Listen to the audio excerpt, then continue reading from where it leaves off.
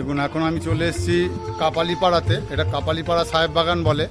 এবছর এনাদের হীরক জয়ন্তী বর্ষ। আর সামনেই আছে মণ্ডপ, দেখুন।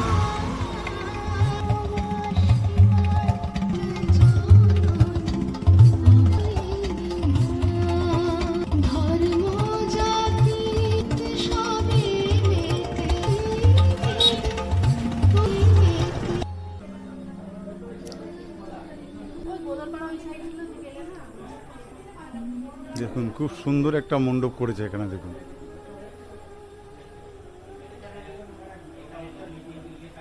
আর আপনাদের দেখিয়েছিলাম এখানে একটা বাঁশের মানুষের মুখের উপরে একটা বাঁশের স্ট্রাকচার করা ছিল, দেখুন সেগুলো লাইট লাগানো হয়েছে।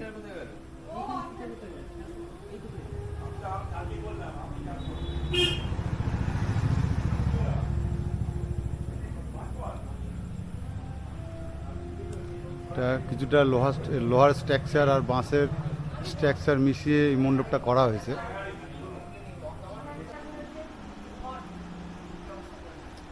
আর এনাদের এই জগদ্ধাত্রী পূজা 99 বছরে পদার্পণ করেছে।